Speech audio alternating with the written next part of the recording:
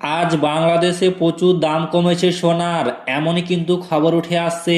তো ফ্রেন্ডস, কত টাকায় বা কমেছে দাম, এই ভিডিওতে আপনাদের বিস্তারিতভাবে জানিয়ে দেব।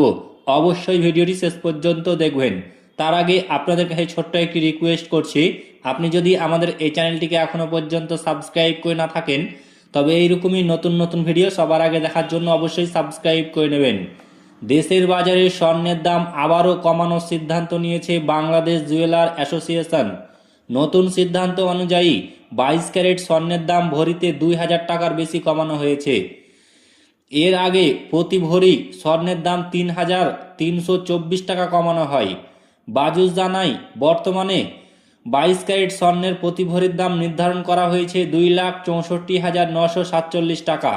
এর আগে এই মানের স্বর্ণের দাম 2,67,106 টাকা ছিল, ফলে ভরিতে দাম কমেছে 2,159 টাকা।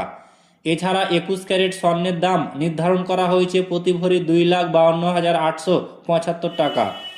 এর আগে এই মানের স্বর্ণের দাম ছিল 2,54,975 টাকা।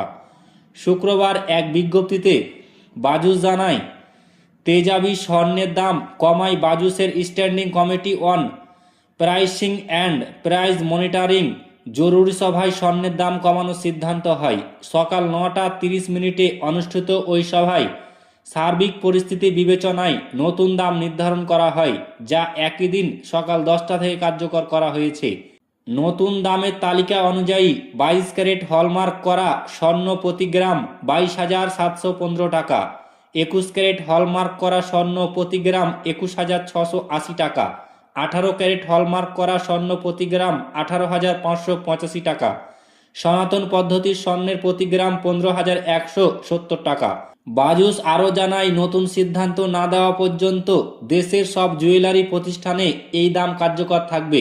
এছাড়া স্বর্ণ ও রূপার অলংকার বিক্রির ক্ষেত্রে ক্রেতাদের কাছে সরকার নির্ধারিত 5% ভ্যাট সংগ্রহ করে সরকারি কোষাগারে জমা দিতে জুয়েলারি ব্যবসায়ীদের নির্দেশ দেওয়া হয়েছে।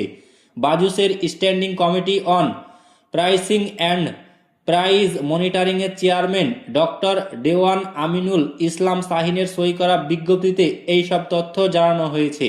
তো ফ্রেন্ডস, এই ছিল বাংলাদেশের সোনার দাম। ভিডিওটি ভালো লাগলে লাইক করবেন, শেয়ার করবেন এবং চ্যানেলটিকে অতি অবশ্যই সাবস্ক্রাইব করবেন।